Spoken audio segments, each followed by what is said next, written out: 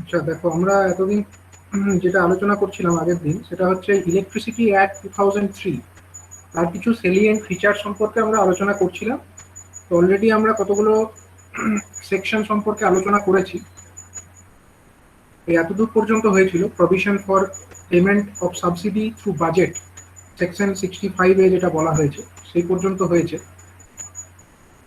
তার পরবর্তী যে সেকশনসগুলো আছে তার মধ্যে ইম্পর্টেন্ট ফিচার্সগুলো আমরা ডিসকাস করব।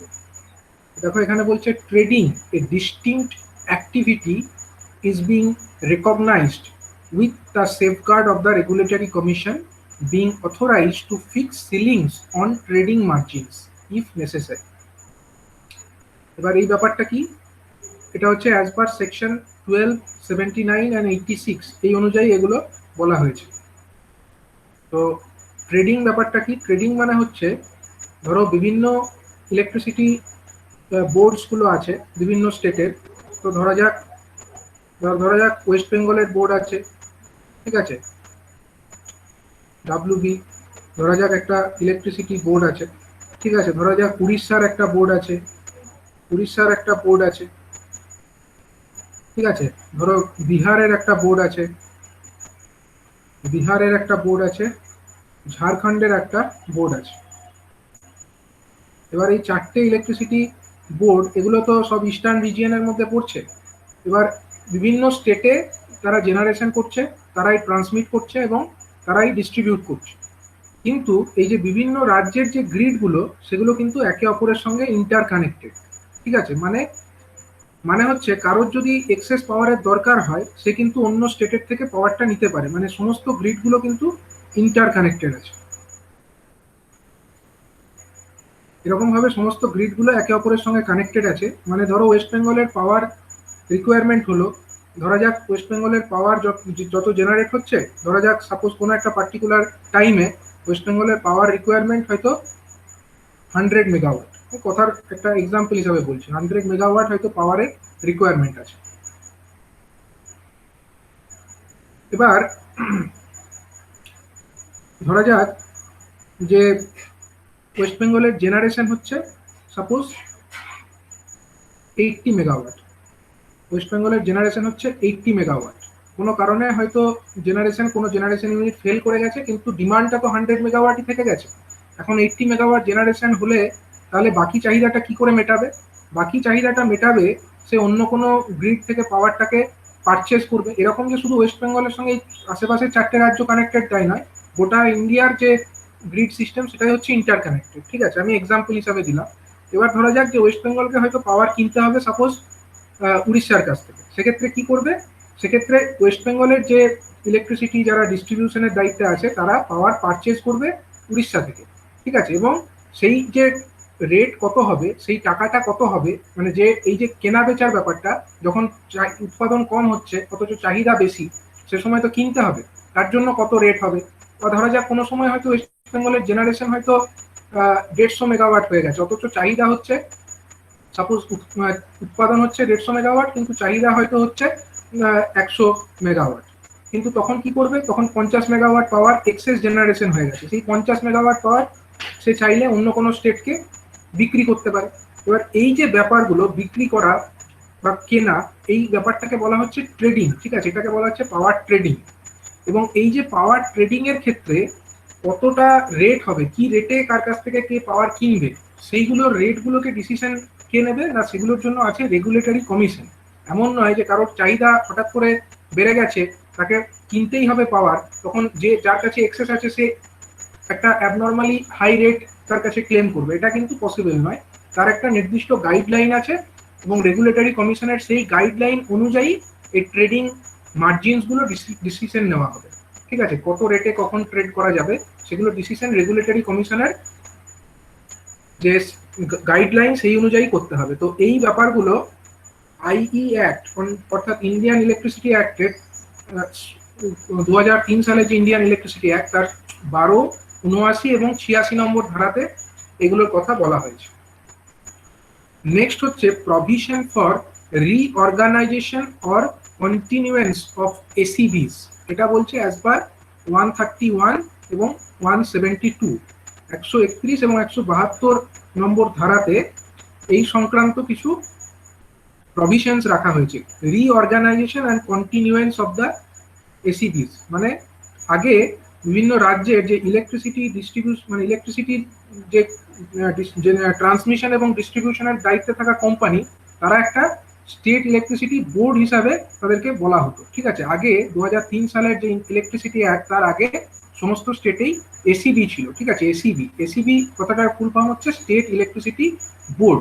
যেমন ওয়েস্ট বেঙ্গলেও ছিল WBSEB। এরা কি করতো? এরাই ট্রান্সমিশনও করতো, এরাই হচ্ছে আবার পাওয়ারটাকে ডিস্ট্রিবিউটও করতো। দুটো দায়িত্বই এদের ওপরে ছিল। কিন্তু ইন্ডিয়ান ইলেকট্রিসিটি অ্যাক্ট 2003 এই অনুযায়ী কি বললো? যে রিঅর্গানাইজেশন করতে হবে। রিঅর্গানাইজেশন মানে হচ্ছে এই এসিবিটাকে ভেঙে দিতে হবে। এসিবিটাকে ভেঙে দুটো পার্টে করতে হবে। একটা পার্ট হবে ট্রান্সমিশনের জন্য একটা পার্ট বা ট্রান্সমিশন কোম্পানি,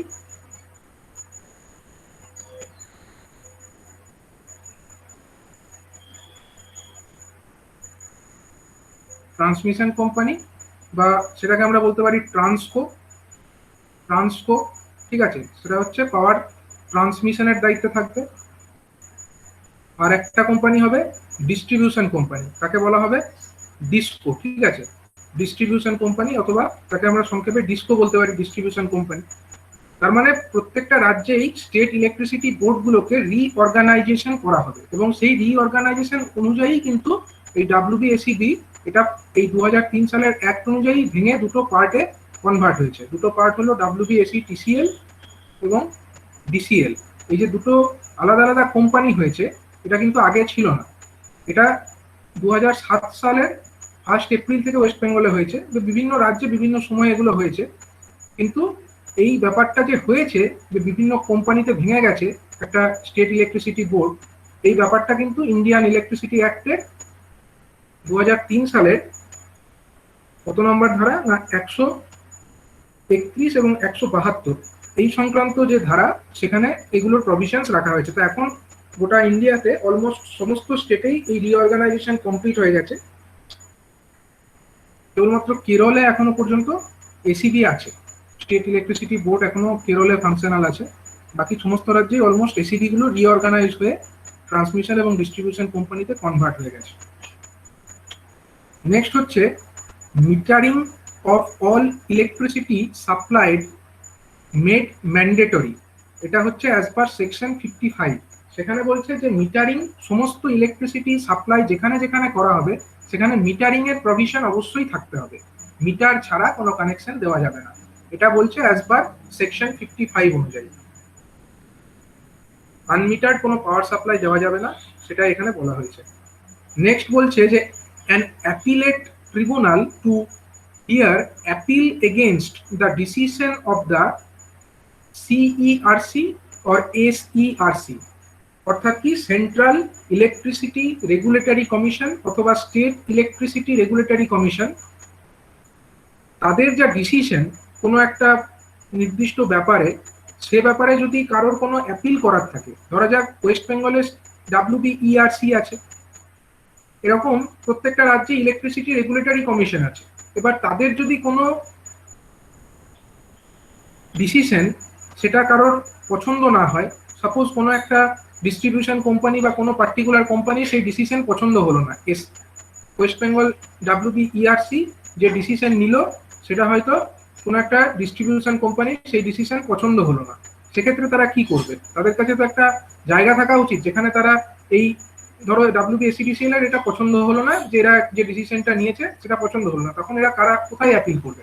অ্যাপিল করার জন্য একটা ট্রিব্যুনাল গঠন করা হয়েছে, বা ট্রিব্যুনালের একটা অপশন আছে যেখানে কিনা এদের যে অ্যাপিল থাকবে এসিআরসি বা সিইআরসি যদি এগেনস্টে কোনো অ্যাপিল থাকে, সেটাকে শুনবার জন্য একটা অ্যাপিলেট ট্রিব্যুনাল থাকবে, যেখানে এদের কোনো অভিযোগ থাকলে সেগুলো জানানোর সংস্থান থাকবে।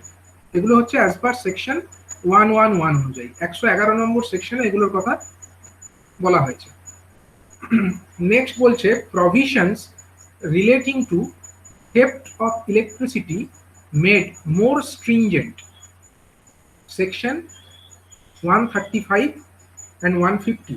এখানে বলা হয়েছে যে কেউ যদি ইলেকট্রিসিটি থেফট করে, থেফট করে মানে কি, ধরা যাক কারোর বাড়িতে ইলেকট্রিসিটি কেউ থেফট করছে, মানে হচ্ছে সে ডাইরেক্ট এলটি লাইন থেকে হুক লাগিয়ে সেখান থেকে ইলেকট্রিসিটি কনজিউম করছে বাড়িতে।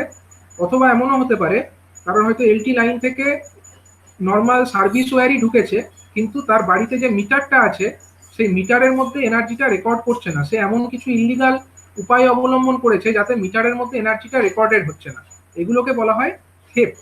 ঠিক আছে, পাওয়ার চুরি।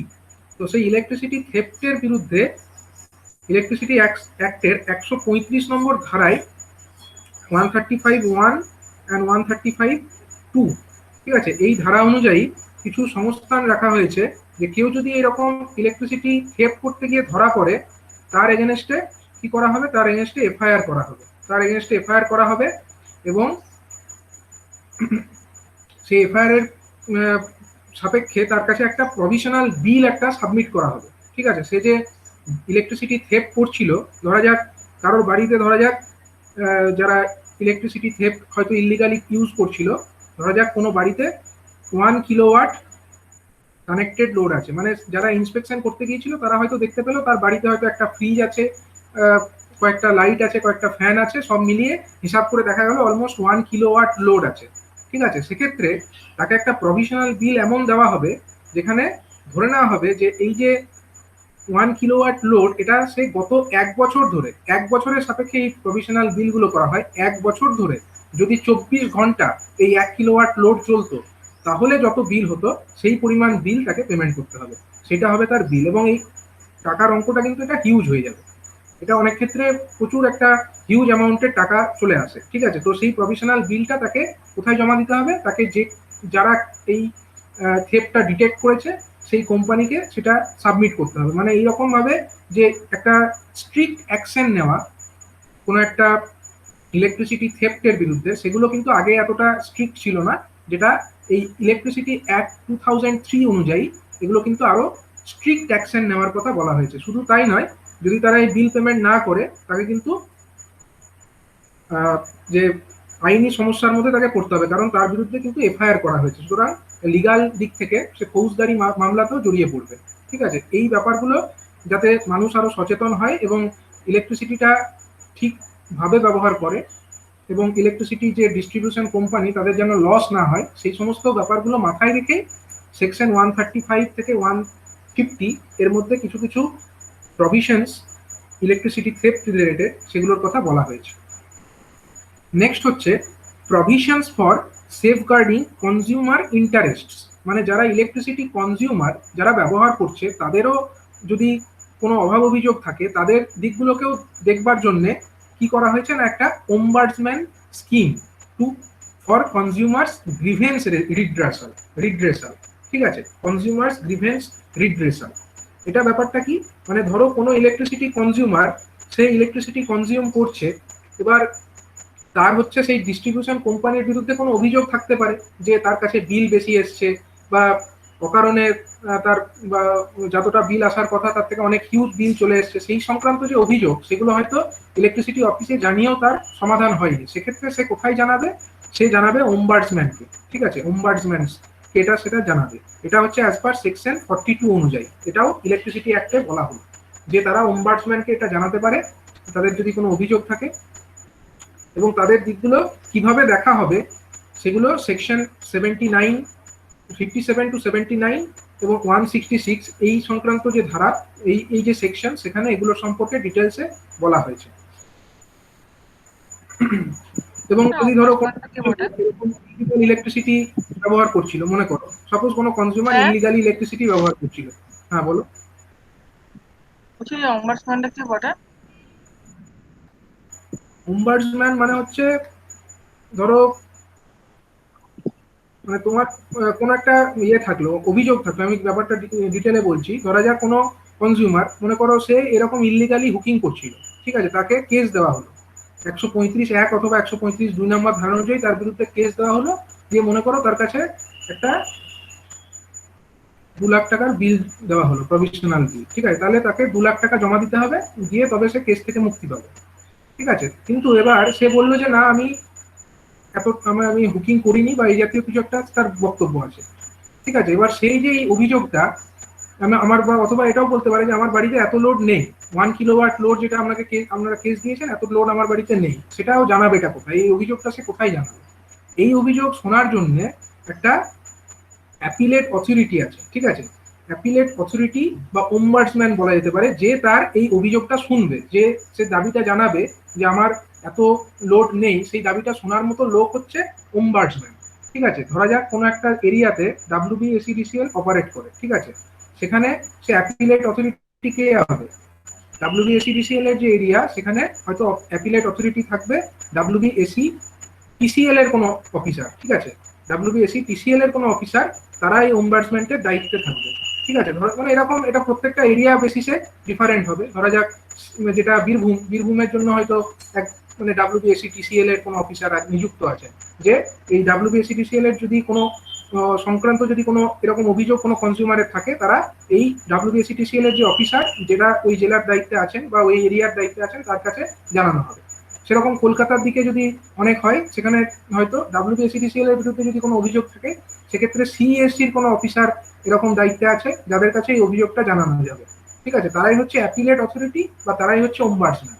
ঠিক আছে, মানে যদি কনজিউমারের কোনো গ্রিভেন্স থাকে, কোনো অভিযোগ থাকে, সেগুলো জানানোর জায়গা হচ্ছে এই ওম্বার্সম্যানের কাছে। ঠিক আছে, ওম্বার্সম্যান সেই ব্যাপারগুলো শুনবে এবং বিবেচনা করবে এবং তার ভিত্তিতে কোনো ডিসিশন নেবে।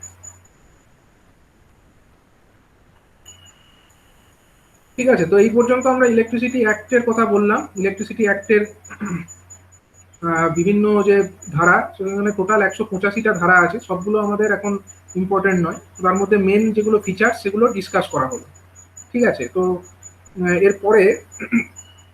এরপরে আমরা চলে আসব একটা টপিকের ওপরে, সেটা হচ্ছে কি না, এই যে ব্যুরো অফ এনার্জি এফিসিয়েন্সি, তারা যে এনার্জি অডিটের ব্যাপারে কিছু রেগুলেশনস জারি করেছে। রেগুলেশনসটা হচ্ছে bureau of energy efficiency regulations 2010, 2010 সালে কিছু রেগুলেশনস জারি করা হয়েছে। মানে সেখানে যে রেগুলেশনস গুলো কথা বলা হয়েছে, সেখানে কি কি মেন ফিচার্স আছে সেগুলো আমরা একবার দেখে নেব। তো এই রেগুলেশনটা 2010 সালে এটা গেজেটে, অফিসিয়াল গেজেটে প্রথম পাবলিশ হয়, এবং তার যেদিন থেকে পাবলিশ হয় সেদিন থেকে এটাকে এফেক্টিভ ধরে নেওয়া হয়। এবার এখানে কিছু ডেফিনেশনের কথা বলা হয়েছে, মানে এই যে ডিটেল যে যদি ইলেকট্রিসিটি রেগুলেশন, যেটা এনার্জি এফিসিয়েন্সি রেগুলেশন 2010, এটা যদি পড়ে দেখা হয়, তার মধ্যে কিছু ডেফিনেশনস আছে, মানে কিছু কিছু টার্মকে ওরা ইউজ করেছে। যেখানে অ্যাক্ট বলতে বোঝানো হয়েছে এনার্জি কনজারভেশন অ্যাক্ট, যেটা 2001 সালে বার হয়েছিল। এনার্জি অডিট রিপোর্ট, সেটা এই রেগুলেশনের 3 নম্বর ধারাতে বা 3 নম্বর রেগুলেশনের মধ্যে এটা বলা হয়েছে। এবারে এখানে যেটা মেন ব্যাপার, সেটা হচ্ছে যে interval of time for conduct of energy audit, মানে এনার্জি অডিট কতদিন অন্তর করতে হবে সেইটা এই ধারাতে বলা হয়েছে, যেটা খুব ইম্পর্টেন্ট।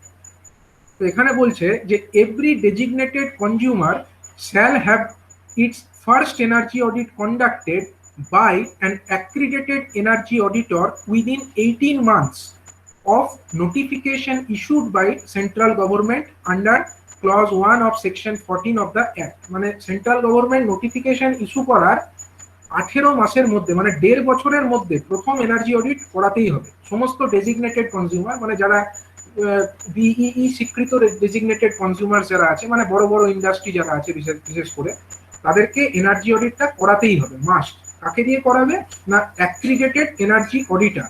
এরকম ব্যুরো অফ এনার্জি এফিসিয়েন্সি যারা আছে বিইই, তাদের কিছু স্বীকৃত এনার্জি অডিটর আছে, তাদেরকে দিয়েই করাতে হবে, অন্য কাউকে দিয়ে করালে হবে না। 18 মাসের মধ্যে এনার্জি অডিট করিয়ে সেই রিপোর্ট বিইই কে জমা দিতে হবে।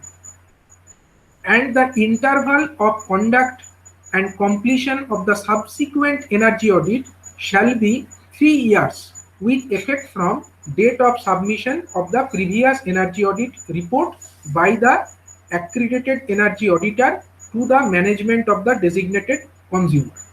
মানে এনার্জি অডিট ধরো কোনো কনজিউমার করালো, কোনো ডেজিগনেটেড কনজিউমার এনার্জি অডিট করালো, কাকে দিয়ে করালো না, অ্যাক্রিডিটেড স্বীকৃত কোনো এনার্জি অডিটরকে দিয়ে অডিট করালো।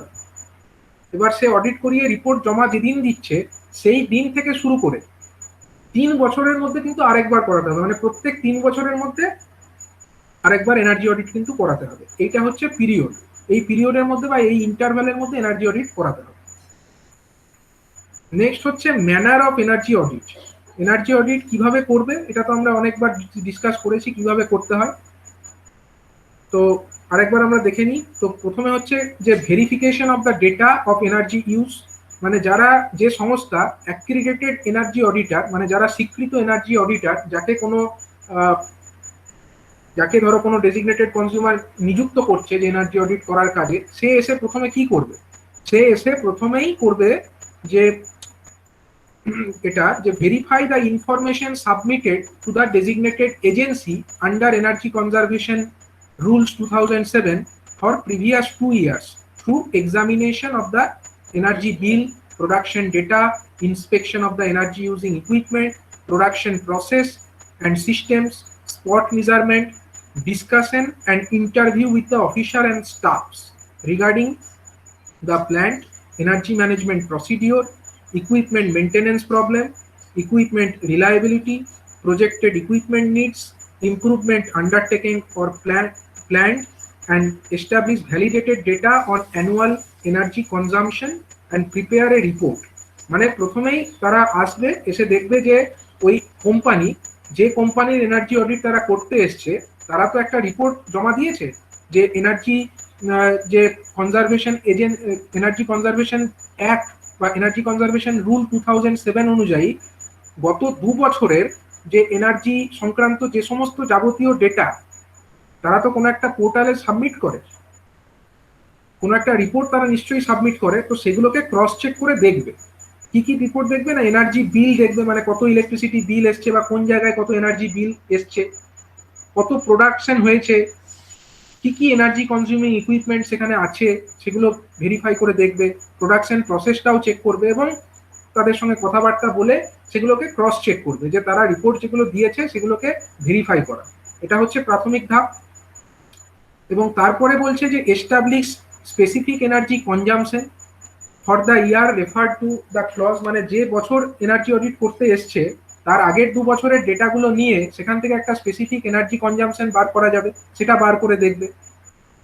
তারপরে disaggregate the energy consumption data and identify the major energy consuming equipment, কোন কোন ইকুইপমেন্ট বা কোন কোন প্রসেসে সব থেকে বেশি পরিমাণ এনার্জি খরচ হচ্ছে সেগুলোকে আইডেন্টিফাই করতে হবে, সেগুলোও করবে। তারপরে দেখবে তারা যে স্কোপ অফ এনার্জি অডিট, কি কি সুযোগ আছে এনার্জি অডিটের মধ্যে, না develop a scope of work for conduct of energy audit under the act with a view of ensuring adequate coverage in terms of share of total energy usage that is covered in energy audit, মানে কোথায় আরো বেশি ইমপ্রুভমেন্টের scope আছে সেগুলোকে তারা দেখবে। যে সমস্ত ইকুইপমেন্টস গুলো বেশি এনার্জি কনজাম্পশন করছে সেগুলোকে আরো ভালো করে স্টাডি করবে এবং তারপরে সেই এনার্জি কনজাম্পশনের ডেটা, প্রোডাকশনের ডেটা, এগুলোকে তারা কালেক্ট করবে, ফিজিক্যালি গিয়ে তারা কালেক্ট করবে এবং সেগুলোকে হিস্টোরিক্যাল ডেটার সঙ্গে তারা কম্পেয়ার করবে এবং বেঞ্চমার্কিং এর সঙ্গে তারা বেঞ্চমার্কিং যেটা ডেটাটা আছে তার সঙ্গে সেটাকে কম্পেয়ার করে দেখবে যে কোনো স্পেসিফিক এনার্জি কনজাম্পশন যেটা হচ্ছে সেটা ঠিক মতো হচ্ছে কিনা বা কোথায় কোনো ইমপ্রুভমেন্টের স্কোপ আছে কিনা সেগুলো অ্যানালিসিস করবে। এবং তারপরে যেটা হচ্ছে যে monitoring and analysis of the use of energy data for energy audit, মানে যে ডেটাগুলো এনার্জি ম্যানেজার তার কাছ থেকে তারা পাচ্ছে সেই ডেটাগুলোকে একবার অ্যানালিসিস করে দেখবে। এনার্জি ম্যানেজারটা কি? এনার্জি ম্যানেজার হচ্ছে প্রত্যেকটা ডেজিগনেটেড কোম্পানিতে যারা হচ্ছে এনার্জি অডিট যাদেরকে করাতে হবে, প্রত্যেকটা কোম্পানিকে একজন করে এনার্জি ম্যানেজার কিন্তু অবশ্যই নিয়োগ করতে হবে। এবং সেই এনার্জি ম্যানেজার কি করবে? এনার্জি ম্যানেজার হচ্ছে যে যারা এনার্জি অডিট করতে আসছে তারা তো একটা বাইরের কোম্পানি, এক্সটার্নাল এনার্জি অডিটার, মানে হচ্ছে কোনো বাইরের কোনো অ্যাক্রিডিটেড এজেন্সি যারা এনার্জি অডিট করে তারা আসবে। আর এনার্জি ম্যানেজার যে আছে সে হচ্ছে কিন্তু কোম্পানির লোক। এবার তারা এনার্জি ম্যানেজার যে আছে তার সঙ্গে এই এনার্জি অডিটার যারা আসবে তারা কনসাল্ট করবে, তারা দুজনে একসঙ্গে মিলেই কিন্তু কাজটা সম্পূর্ণ করবে। একা এসে এনার্জি অডিটার তো করতে পারবে না, তার সঙ্গে সহযোগিতা করবে হচ্ছে এনার্জি ম্যানেজার। এবার এই যে এনার্জি ম্যানেজার তার সঙ্গে মিলে এই ডেটার অ্যাকিউরেসি যেগুলো তারা পাচ্ছে সেই ডেটার অ্যাকিউরেসি গুলো তারা চেক করবে, সেই ডেটার কনসিস্টেন্সি চেক করবে এবং তারপরে যদি তাদের কোনো রেকমেন্ডেশন নিশ্চয়ই থাকবে যে এনার্জি সেভিং কিছু অপরচুনিটি আছে কিনা, সেই রেকমেন্ডেশনসগুলো তারা রেডি করবে। এবং তারপরেই হচ্ছে যে preparation of recommendation on energy saving measure and their cost benefit analysis. মানে এতক্ষণ ডেটা চেক করবার পরে তারা এনার্জি সেভিং এর ব্যাপারে কিছু রেকমেন্ডেড মেজার্স নির্ধারণ করবে এবং সেগুলোর কস্ট বেনিফিট অ্যানালিসিস করবে। এবং সবশেষে হচ্ছে তারা একটা এনার্জি অডিট রিপোর্ট সাবমিট করবে। সেই এনার্জি অডিট রিপোর্ট যেটা তারা সাবমিট করবে, তাদের একটা যে এনার্জি অডিটার আসবে তাদের নিজস্ব সিলে সেটাকে সাবমিট করবে কোম্পানির কাছে, ডেজিগনেটেড এজেন্ট যে কোম্পানি বা ইন্ডাস্ট্রি তাদের কাছে জমা করবে, এবং তারা আবার সেই রিপোর্টটা নিয়ে বিইই অর্থাৎ ব্যুরো অফ এনার্জি এফিসিয়েন্সি তাদের কাছে ওটা প্রোভাইড করবে যে তারা এনার্জি অডিট কন্ডাক্ট করেছে বলে। ঠিক আছে, তো এইভাবে টোটাল এনার্জি অডিট প্রসেসটা কমপ্লিটেড হবে। তো এখানে যে রেগুলেশনস গুলোর কথা বলা হয়েছে মেনলি এইটাই হচ্ছে এখানে মনে রাখার বিষয়, যে এনার্জি অডিট এটা হচ্ছে উইদিন 3 ইয়ার্স, মানে একটা এনার্জি অডিট এবং তার পরবর্তী বা সাবসিকুয়েন্ট যে এনার্জি অডিট সেই দুটোর মধ্যে কিন্তু 3 বছরের বেশি গ্যাপ থাকবে না। 3 বছরের মধ্যে আবার এনার্জি অডিট করাতেই হবে। 3 বছরের মধ্যে যদি কেউ না তাহলে করায় ব্যুরো তাহলে অফ এনার্জি এফিসিয়েন্সি তাদের কাছে ফাইন করবে বা কোনো স্ট্রিক্ট অ্যাকশন নেবে যে এনার্জি অডিট করাচ্ছে না বলে। ব্যুরো অফ এনার্জি এফিসিয়েন্সি তো এগুলো মনিটর করবে, তারা কোনো অ্যাকশন নিয়ে নেবে প্ল্যান। তাও যদি না না করে করলে ফাইন করবে, হয়তো প্রোডাকশন ব্যান করে দেবে। ব্যুরো অফ এনার্জি এফিসিয়েন্সি তো আর কোনো প্রাইভেট এজেন্সি নয়, তারা হচ্ছে সেন্ট্রাল গভর্নমেন্টের আন্ডারে একটা অ্যাপেক্স বডি না, তো তারা তো একটা সেন্ট্রাল গভর্নমেন্টের আন্ডারে তারা আছে, তো তারা একটা ক্ষমতাযুক্ত অর্গানাইজেশন, তারা চাইলে প্রোডাকশন ব্যান করতে পারে, কোম্পানির প্রোডাকশনই বন্ধ হয়ে যাবে, বা অন্য কোনো স্ট্রিক্ট অ্যাকশন বা ফাইন ইম্পোজ করতে পারে, হয়তো একটা হিউজ অ্যামাউন্টের একটা ফিনান্সিয়াল একটা ইয়ে করতে পারে তাদের উপরে। আর ওই ইন্ডিয়ান অ্যাক্ট যেগুলো কেউ যদি না মানে তাহলে তাদেরকে যে এফআইআর করা হয় সেটা কারা করে, মানে এগুলো করে হচ্ছে স্টেশন ম্যানেজার, যারা ইলেকট্রিক সাপ্লাই অফিসে যারা অ্যাসিস্ট্যান্ট ইঞ্জিনিয়ার বা তারাই করে। তারা এফআইআরটা করার পর ওরা যদি সেটা মানে ক্ষতিপূরণ না দেয় তাহলে তাহলে তাহলে তাদেরকে অ্যারেস্ট করা হবে, অ্যারেস্ট করা হবে।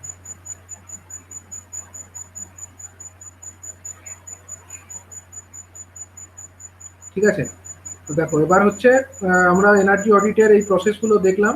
এবারে আমরা একটা স্যাম্পল একটা দেখে নেবো, যে এনার্জি অডিট রিপোর্ট একটা স্যাম্পল হিসাবে আমরা পেয়েছি ব্যুরো অফ এনার্জি এফিসিয়েন্সি যে ওয়েবসাইট, সেখান থেকে আমরা একটা স্যাম্পল এনার্জি অডিট রিপোর্ট পেয়েছি। ঠিক আছে, এই রিপোর্টটা তোমরা একটু স্টাডি করবে যে কিভাবে এনার্জি অডিট রিপোর্ট বানায়।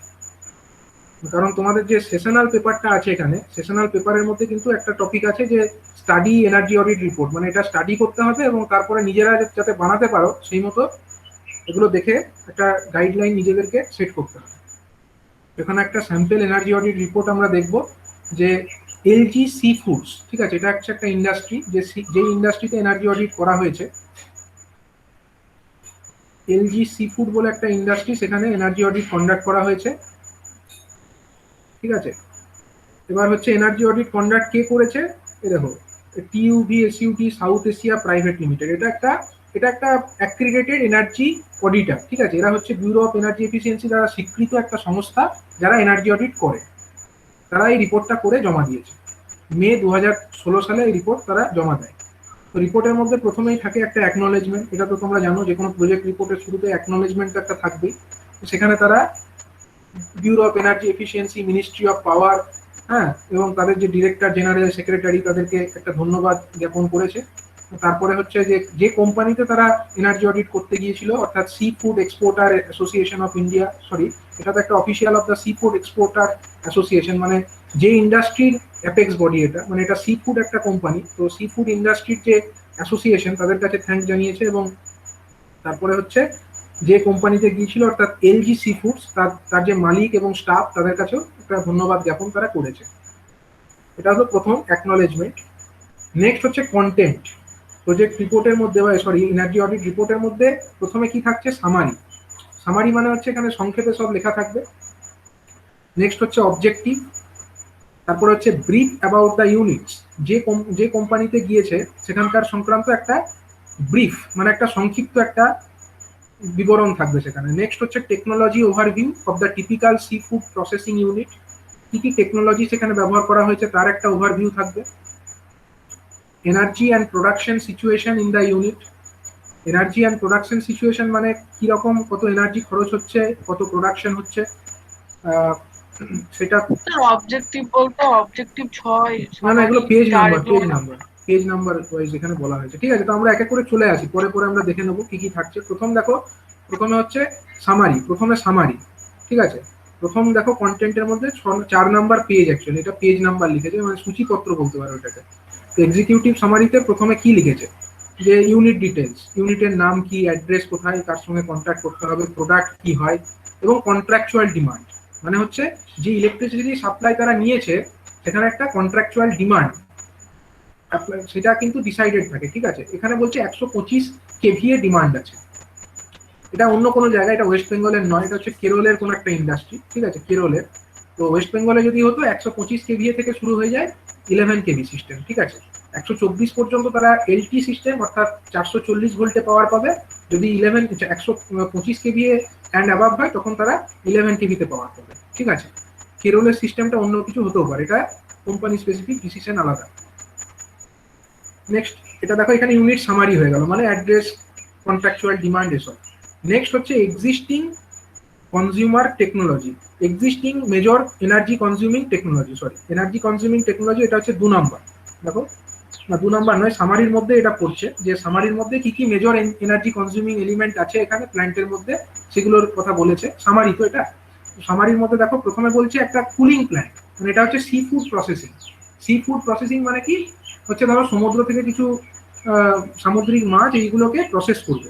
ঠিক আছে, তো সেখানে নিশ্চয়ই কম্প্রেসার ইউজ হবে, যেখানে স্টোরেজ প্ল্যান্ট, সেখানে কম্প্রেসার, কন্ডেন্সার, মানে একটা ঠান্ডা জায়গা যদি ক্রিয়েট করতে হয়, কম্প্রেসারও থাকবে, কন্ডেন্সারও থাকবে, কুলিং টাওয়ারও থাকবে, ফ্রিজার থাকবে, এবং motor connected to this equipment, মানে এই যে সমস্ত ইকুইপমেন্টস গুলো আছে এগুলোকে ড্রাইভ করার জন্য মোটরও থাকবে। এবং এগুলোর মধ্যেও সব থেকে বেশি হচ্ছে কম্প্রেসার এনার্জি কনজিউম করছে, মানে কম্প্রেসার, কন্ডেন্সার, কুলিং টাওয়ার আর ফ্রিজ, এগুলোর মধ্যে সব থেকে বেশি এনার্জি কে কনজিউম করছে, না কম্প্রেসার। এটা এখানে লিখে দিল। আচ্ছা, এবার এখানে আরেকটা কোল্ড স্টোরেজও আছে। কোল্ড স্টোরেজ মানে যেখানে স্টোর যাকে বলে, আফটার প্যাকেজিং বা packing frozen material product will be kept in cold storage. একটা কোল্ড স্টোরেজ যেখানে -18 ডিগ্রি সেলসিয়াস তাপমাত্রা সেখানে রাখা হয়। এবং LG C food is having total 2 number of cold storage to keep product in required temperature. They install 4 এফসিইউ।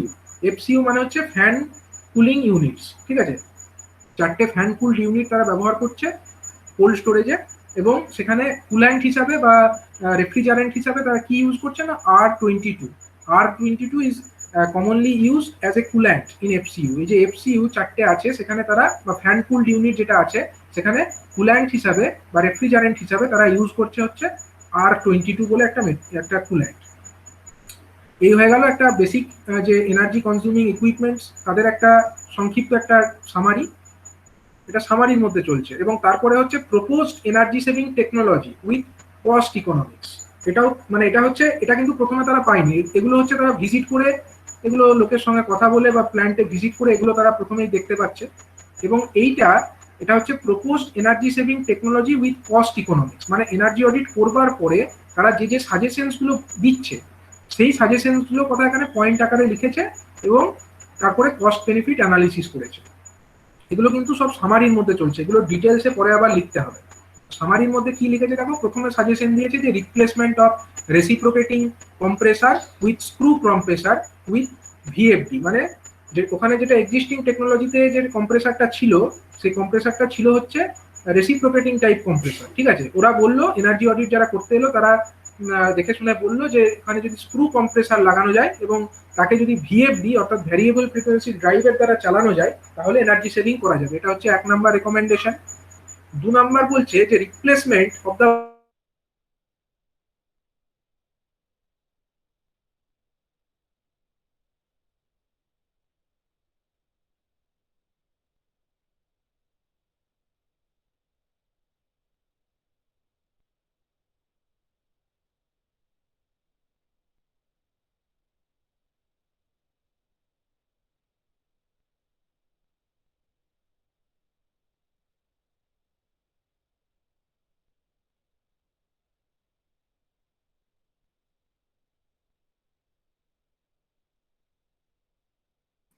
Hello hello hello. স্যারের কি power of? ভাই আমি ভাবছি হয়তো আমার ইন্টারনেট হয়ে গেছে, আমি না ইন্টারনেট একবার চেক করছি। সবেরই একই কেস হচ্ছে। আগে থেকে হ্যান্ডেলটা করবি তো, ভয় লেগে গেছে। পাওয়ার স্যারের মনে স্যারের পাওয়ার internet- চলে গেছে বুঝলি। স্যারের পাওয়ার পাওয়ার চলে যায়নি, গেছে। স্যারের বাড়ির পাওয়া গেছে ভাই। আরে স্যারের বলি, পাওয়ার এত তাড়াতাড়ি যাবে না। স্যার স্যার নেই তো ইয়েতে, ওর মোবাইলটা তো মনে হয় চালু আছে নাকি দেখ ভালো করে। তাহলে না হলে বেঁচে যাবে। লল নিয়ে নেবো। কালকের মতো শান্তনু অধিকারী সালা একবার কেউ বল ফেসে যাবি। স্যার নেই তো গ্রুপে, দেখে নে ভালো করে। না, কালকে বলে দেবো স্যার কাল ছিলাম না, আজকে অল টাইম আছি, তাতেও জ্বালা। এই সৌরেনকে, হ্যাঁ স্যার সব বুঝে গেছি, ব্যাস যার জিজ্ঞাসা করলো মিউট করে চলে গেল সব। আর কি বলবো, কিছু বলার আছে? ও বলছে আছি, হ্যাঁ আছি, আছি, হ্যাঁ আছি, তারপর বলছে কি বুঝলে বলো, ও কি বুঝলে, ও কি করে বলবো। তাহলে তুই বললি কেন স্যার স্যার সব ঠিক আছে, কিছু অসুবিধা হয়নি? তাহলে তুই বললি কেন? আচ্ছা ফেসে যাবি রে। হ্যাঁ আচ্ছা, পাওয়ার খুঁজে পেয়েছি। খালি দিঘা স্যার এটা না বলে আরে না আচ্ছা, বলে দেখো। বিদেশে যাবে কিভাবে নিয়ে? এই হ্যালো। হ্যাঁ স্যার।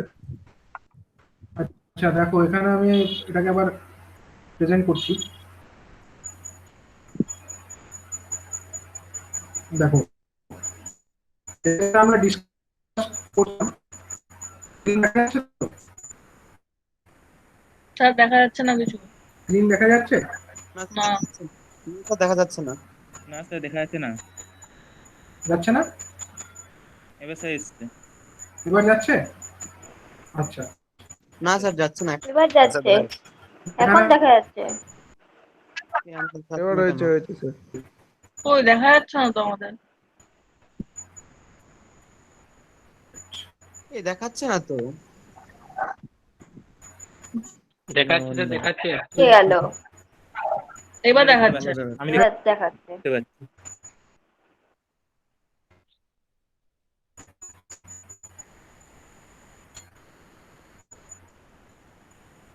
আচ্ছা দেখো, এখানে রেকমেন্ডেশন বলছে প্রথমে রেসিপ্রোকেটিং কম্প্রেসার উইথ ভিএফডি, মানে ওখানে যেটা সব থেকে বেশি এনার্জি কনজিউম কে করছিল, রেসিপ্রোকেটিং কনজিউমারটাই, সরি কম্প্রেসারটা যেটা ছিল ওখানে এক্সিস্টিং, সেটাই কিন্তু সব থেকে বেশি পরিমাণে এনার্জি কনজিউম করছিল।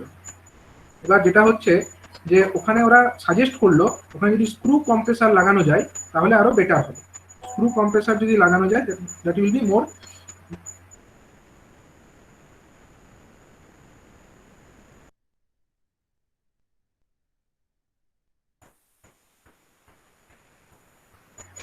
হ্যালো,